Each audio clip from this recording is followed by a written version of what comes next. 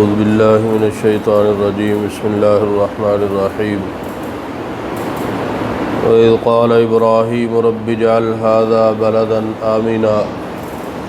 وَارْزُقْ أَهْلَهُ مِنَ الثَّمَرَاتِ مَنْ آمَنَ مِنْهُمْ بِاللَّهِ وَالْيَوْمِ الْآخِرِ قَالَ وَمَنْ كَفَرَ فَأُمَتِّعُهُ قَلِيلًا ثُمَّ أَضْطَرُّهُ إِلَى عَذَابِ النَّارِ وَبِئْسَ الْمَصِيرُ صدق اللہ العظیم۔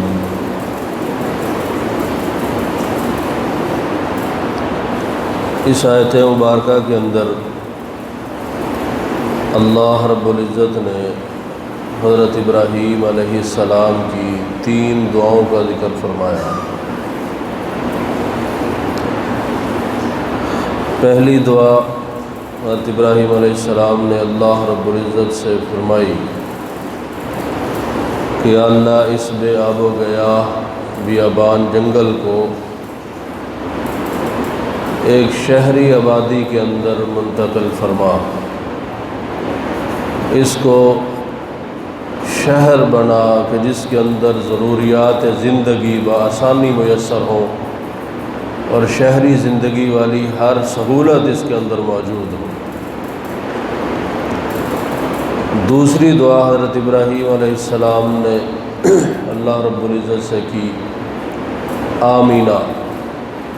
کہ اللہ اس کو امن کا گہوارہ بنا،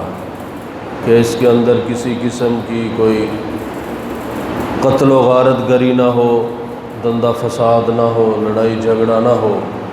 کہ لوگ پرامن اس کے اندر اپنی زندگی گزاریں۔ اور تیسری دعا اللہ رب العزت سے کی وَارْزُقْ أَهْلَهُ مِنَ الثَّمَرَاتِ مَنْ آمَنَ مِنْهُمْ بِاللَّهِ وَالْيَوْمِ الْآخِرِ، کہ اللہ اس بستی کے اندر بسنے والوں میں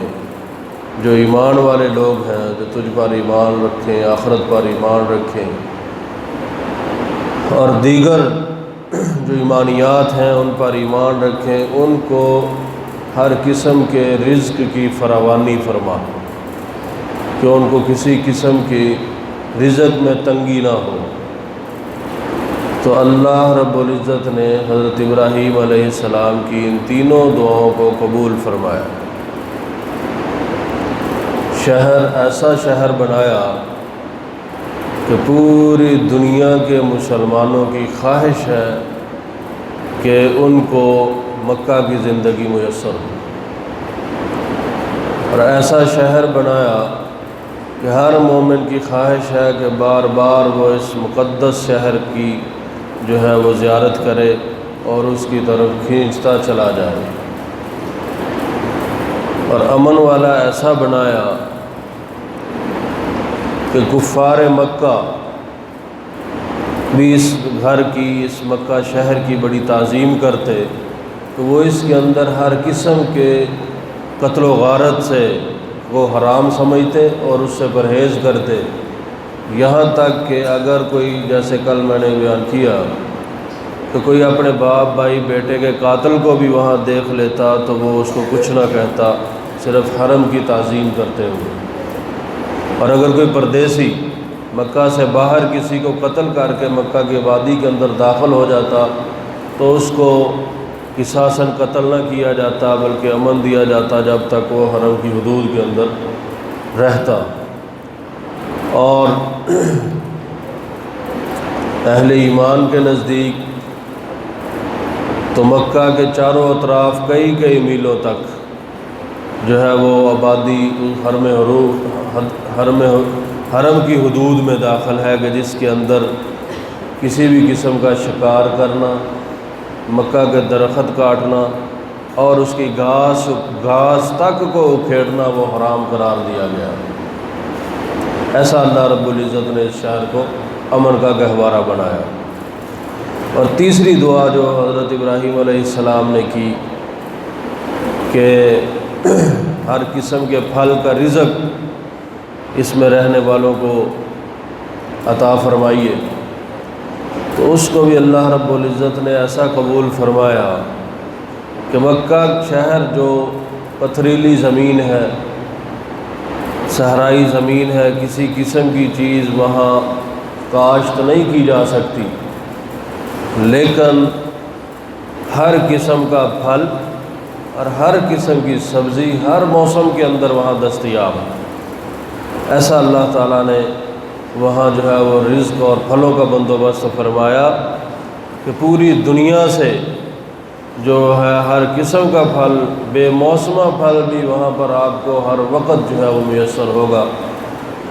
ایسا اللہ رب العزت نے وہاں انتظام فرمایا۔ یہ تینوں دعائیں بڑے احسن طریقے سے اللہ تعالیٰ نے حضرت ابراہیم علیہ السلام کی قبول فرمائی۔ تیسری جو دعا فرمائی وہاں حضرت ابراہیم علیہ السلام نے قید لگائی من آمن منہم باللہ والیوم الآخر، کہ رزق کی فراوانی اس کے لیے ہو جو آپ پر ایمان لاتا ہو۔ تو اللہ رب العزت جو رازق ہیں اور صفت جو رزاقیت کی ہے، اس کو ہم دیکھیں تو یہاں مفسرین نے اس کی تفسیر کے اندر لکھا ہے کہ یہاں حضرت ابراہیم علیہ السلام نے جو من آمن منہم باللہ والیوم الآخر، ایمان باللہ اور بالآخرت کی جو قید لگائی، وہ اس وجہ سے کہ جب پچھلے سبق میں ہم نے پڑھا کہ جب حضرت ابراہیم علیہ السلام نے اپنی اولاد کے لیے دعا کی قال ومن ذریتی، کہ یہ میرا جو امامت والا انعام و اکرام مجھے عطا کیا جا رہا ہے، یہ منصب مجھے دیا جا رہا ہے، یہ میری اولاد میں بھی جاری ساری فرمائیے، تو وہاں ایمان کی قید نہیں لگائی۔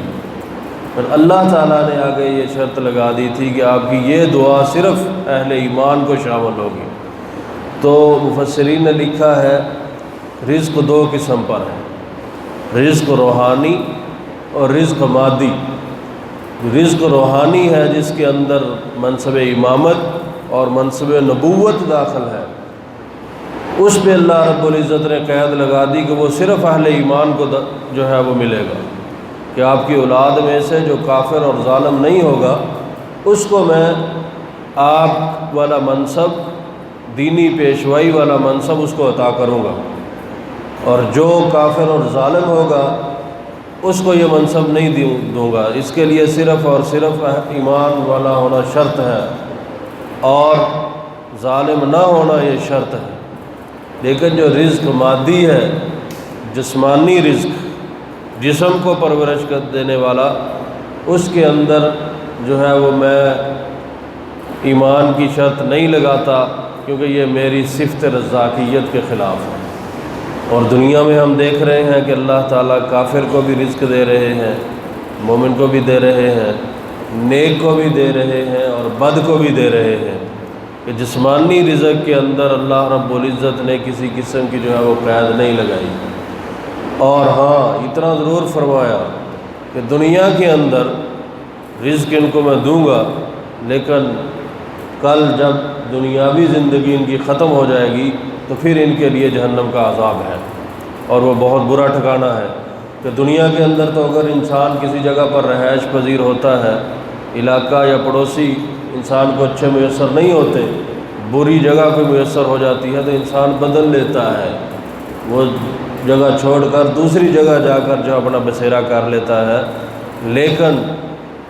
جہنم جو ہے وہ ہر صورت برا ٹھکانہ ہے، کہ اس کے اندر جب کفار کو میں نے داخل کر دیا تو ان کے لیے پھر جگہ کی تبدیلی نہیں ہے، پھر اسی کے اندر وہ ہمیشہ ہمیشہ کے لیے رہیں گے اور اسی میں ہی وہ گلتے اور سڑتے رہیں گے، اور وہ بہت برا ٹھکانہ ہے۔ تو اس آیت سے ہمیں کیا سبق ملا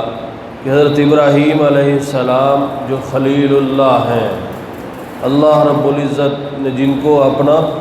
بہترین دوست قرار دیا، نبی ہیں اور جد الانبیاء کا لقب جن کو حاصل ہے، اور اس سے بڑا منصب کوئی نہیں ہے۔ اللہ رب العزت کی ذات کے بعد مقام نبوت، اس سے بڑا منصب کوئی نہیں ہے۔ سب مناصب اس سے جو ہے وہ نیچے ہیں، وہ خواہ قطب کا ہو، ابدال کا ہو، ولی کا ہو، کوئی بھی منصب ہو، وہ سب نبوت سے نیچے منصب ہے۔ تو نبی کن سے مانگ رہے ہیں؟ اللہ تعالیٰ سے۔ نبی اپنی ہر ضرورت، شہر کو امن کا گوارا بنا دیجیے، اس جگہ کو شہر بنا دیجیے، اور اپنی روزی، ضروریات زندگی کن سے مانگ رہے ہیں؟ اللہ رب العزت سے۔ تو جب نبی نبی سے بڑا منصب کوئی نہیں۔ تو جب نبی جو ہے وہ اپنی ہر ضرورت اللہ رب العزت سے مانگ رہے ہیں، اور مجھے اور آپ کے لیے کیا سبق ہے، میرے اور آپ کے لیے کیا سبق ہے کہ ہم بھی اپنی ہر ضرورت، دنیاوی اخروی، ہر قسم کی ضرورت جو ہے اس کا مداوا ہمارے اللہ ہے۔ کوئی انسان کسی انسان کی کوئی ضرورت پوری نہیں کر سکتا۔ وہ خواہ آپ کو ہوا کے اندر اڑ کر دکھائیں، وہ جھوٹا ہوگا، وہ مردود ہوگا، وہ اگر اس کو یہ مقام حاصل ہو بھی جائے تو وہ بھی اللہ کا محتاج ہے، وہ ہماری کسی ضرورت کو پورا کرنے والا نہیں ہے۔ تو جب زندگی میں کوئی ہماری ضرورت پوری نہیں کر سکتا، تو جب وہ مر کر قبر میں چلا جائے، وہ مر کر قبر کے اندر چلا جائے، تو وہاں جا کر وہ ہماری ضرورت کیسے پوری کر سکتا ہے کہ جس کو ہم مرنے کے بعد اپنے کندھوں پر، جو خود چل کر مرنے کے بعد اپنی قبر تک نہیں جا سکتا، وہ اپنی قبر تک جانے کے لیے ہمارے کندھوں کا محتاج ہے، وہ کوئی بھی ہے۔ ہم اس کو کندھوں پہ اٹھائیں گے، لے جا کر اس کو قبر کے اندر ڈالیں گے تو وہ جائے گا۔ اگر ہم اس کو قبر میں نہیں رکھیں گے، وہ وہیں پڑا گل چھڑ جائے گا۔ اس کو اتنی نہیں اس کے اندر کہ وہ خود اپنی قبر کے اندر بھی جا سکے۔ تو جو اتنا محتاج ہے، تو وہ قبر میں جا کر ہماری ضروریات کیسے پوری کر سکتا ہے؟ تو جب جد الانبیاء اور آپ صلی اللہ علیہ وسلم جو سرتاج الانبیاء ہیں، جو انبیاء کے سردار ہیں، ساری عمر کس سے مانگا؟ ساری عمر اللہ رب العزت کے سامنے اپنی پیشانی کو رکھا اور جھکایا۔ بدر کا میدان سجا ہوا ہے، کفار کے خیمے لگے ہوئے ہیں، اور نبی مکرم صلی اللہ علیہ وسلم اپنے 313 قیمتی ساتھیوں کو لے کر میدان بدر میں پہنچے ہوئے ہیں،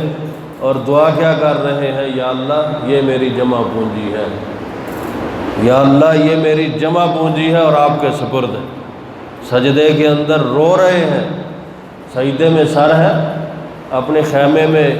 اور زار و قطار رو رہے ہیں۔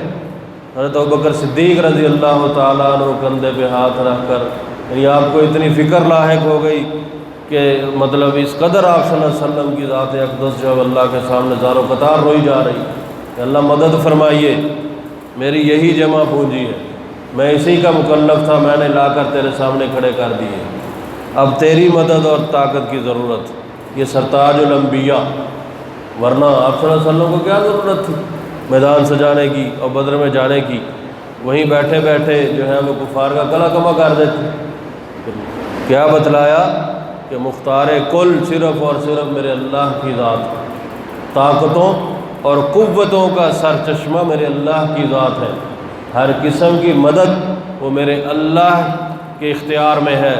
کوئی نبی، کوئی ولی کسی بھی مقام پہ، کسی بھی جگہ کسی کی کوئی مدد نہیں کر سکتا، صرف اور یہاں تک کہ میرے نبی صلی اللہ علیہ وسلم نے فرمایا جوتے کا تسمہ بھی ٹوٹ جائے تو کس سے مانگو؟ اللہ سے مانگو۔ یہ آپ صلی اللہ علیہ وسلم کا فرمان، کتنی حقیر چیز ہے، کتنی حقیر چیز ہے جوتے کا تسمہ۔ تو آپ صلی اللہ علیہ وسلم نے سبق کیا دیا کہ جوتے کا تسمہ بھی ٹوٹ جائے تو میرے اللہ سے مانگو۔ جب اتنی حقیر چیز جو ہے اس کو بھی مانگنے کا ہمیں اللہ آپ صلی اللہ علیہ وسلم نے سبق یہ دیا کہ اپنے اللہ سے مانگو، تو ہم اپنی بڑی بڑی حاجتیں لے کر جو ہے وہ قبر میں پڑے مردے کے پاس جا کر اپنی حاجتیں اور ضرورتیں، کیسی کم عقلی ہے مسلمان، اور پڑھتے لا الہ الا اللہ کہ ہماری ہر ضرورت ہم اقرار کرتے ہیں، اور دل میں اس بات کو مومن ہونا ہی اسی کا نام ہے، مسلمانی اسی کا نام ہے، لا الہ الا اللہ، کہ ہماری ہر قسم کی ضرورت اور حاجت سوائے اللہ کے۔ اس کا صرف یہ مطلب نہیں ہے کہ نماز تیرے لیے، یہ مطلب نہیں ہے لا الہ الا اللہ۔ لا الہ الا اللہ کا مطلب یہ ہے کہ ہماری ہر قسم کی حاجت میرے اللہ کے سپرد ہے۔ یہی وجہ تھی جب آپ صلی اللہ علیہ وسلم نے اس کا اعلان فرمایا تو کفار مکہ آپ کے دشمن ہو گئے۔ کیوں؟ وہ سمجھتے تھے کہ اب صرف جو ہے وہ عبادت کا مسئلہ نہیں ہے، اب ہمارے 360 یہ جو قطاروں کے اندر لگے ہوئے ہیں ان کا مسئلہ ہے، اب ان کی جو ہم پوجا کرتے ہیں اور ان کے سامنے اور ان کو جو ہم نے اپنا ہر قسم کی ضرورت کا پیشوا بنایا ہوا، یہ آج سے ختم۔ وہ اہل زبان تھے، وہ سمجھتے تھے، اور آج ہم زبان سے تو لا الہ الا اللہ پڑھتے ہیں اور سمجھتے ہیں کہ لا الہ الا اللہ پڑھیں گے تو مسلمان کہلائیں گے، لیکن ہماری زندگیوں میں لا الہ الا اللہ نہیں، جبکہ یہی محنت ہے قرآن پاک کی، اور یہی محنت تھی آپ صلی اللہ علیہ وآلہ وسلم کی، اور اسی سے دنیا کے اندر انقلاب برپا ہوا۔ اور مسلمانی اسی کا نام ہے کہ مسلمان اپنی ہر ضرورت مانگ کر تو دیکھیں۔ ہم تو اللہ کے سامنے اللہ سے مانگتے ہی نہیں ہیں، لوگوں کے سامنے ہاتھ پھیلاتے ہیں اور اپنے سوالات رکھتے ہوئے، جو کہ باعث شرم ہے۔ تو بندہ دے دے تب بھی شرم ہے، نہ دے تو تب بھی باعث شرم ہے۔ میرے اللہ تو خوش ہوتے ہیں، میرے اللہ تو کہتے ہیں کہ جب بندہ مجھ سے مانگتا ہے، سوال کرتا ہے، تو میں اس سے راضی ہوتا ہوں، میں اس سے خوش ہوتا ہوں، اور جو بندہ مجھ سے نہیں مانگتا میں اس سے ناراض ہوتا ہوں، میں اس سے ناراض ہوں۔ کیسی بڑی ذات، کیسی عظیم ذات ہے کہ جس سے جتنا مانگا جائے وہ خوش ہوتی ہے۔ تو اس لیے یہ سبق جد الانبیاء اپنی ہر ضرورت جو ہے وہ اپنے اللہ سے مانگ رہے ہیں، اور یہی سبق ہے کہ انسان اپنی دنیاوی اخر ہر قسم کی حاجت اپنے اللہ کے سامنے رکھو، اپنی زندگی میں پیش آنے والی ہر مصیبت اور ہر تکلیف اس کا مداوع اپنے اللہ سے کیجیے۔ ہر قسم کا سوال، وہ ایسی ذات ہے جو انسان کا ہم راز ہے، وہ ہمارے رازوں کو جو ہم ان کے سامنے رکھیں گے کسی کے سامنے نہیں رکھیں گے، وہ ہمارے ہم راز ہیں۔ کسی بندے سے ہم سوال کرتے ہیں، ہمارے دل میں خوف ہوتا ہے کہ یار یہ دوسرے سے کر دے گا تو میری کیا حیثیت رہے گی۔ وہ میرے اللہ ان جیسا ہم راز کوئی نہیں ہے۔ ہم ہر قسم کا سوال ان کے سامنے رکھیں، کوئی بھی مسئلہ، کھانا میسر نہیں ہے مانگے، اللہ سے مانگے، بچوں کی فیس کا مسئلہ ہے اللہ سے مانگے، کوئی بھی مسئلہ ہے، کوئی بھی مسئلہ ہے، کوئی بھی پریشانی ہے، اپنے اللہ کے سامنے رکھیں اور دیکھیں حل ہوتی ہے کہ نہیں ہوتی۔ ترجمہ سنیں۔ وَإِذْ قَالَ إِبْرَاهِيمُ رَبِّ اجْعَلْ هَٰذَا بَلَدًا آمِنًا، اور اس وقت کو یاد کیجیے جب کہا حضرت ابراہیم علیہ السلام نے، اے میرے رب بنا دیجیے اس جگہ کو شہر آمینہ اور امن والا، وَارْزُقْ أَهْلَهُ مِنَ الثَّمَرَاتِ، اور عطا فرمائیے اس میں رہنے والوں کو ہر قسم کے پھل سے روزی، مَنْ آمَنَ بِنْهُمْ بِاللَّهِ وَالْيَوْمِ الْآخِرِ، اس شخص کو جو ایمان لائے ان میں سے آپ کی ذات پر اور آخرت کے دن پر۔ قال ومن کفر، اللہ رب العزت نے فرمایا ہاں ہاں ایمان والوں کو بھی دوں گا، ومن کفر، اور اس کو بھی دوں گا جس نے میرا انکار کیا، فَأُمَتِّعُهُ قَلِيلًا، لیکن جو کافر ہے اس کو دوں گا بس وہ نفع اٹھائے گا اس سے تھوڑا، یعنی زندگی میں نفع اٹھا سکتا ہے، ثُمَّ أَضْطَرُّهُ إِلَىٰ عَذَابِ النَّارِ، پھر اس کو میں مجبور کر دوں گا جہنم کے عذاب کی طرف، وَبِئْسَ الْمَصِيرُ، اور جہنم وہ بہت برا ٹھکانہ ہے۔ اللہ تعالیٰ سے دعا ہے کہ اللہ رب العزت ہمیں بھی اپنی ہر حاجت، ہر مشکل اپنے سامنے رکھنے کی توفیق عطا فرمائے، اور انبیاء کے اس دیے ہوئے سبق پر منوان عمل کرنے کی توفیق عطا فرمائے۔ وآخر دعوانا الحمد للہ رب العالمین۔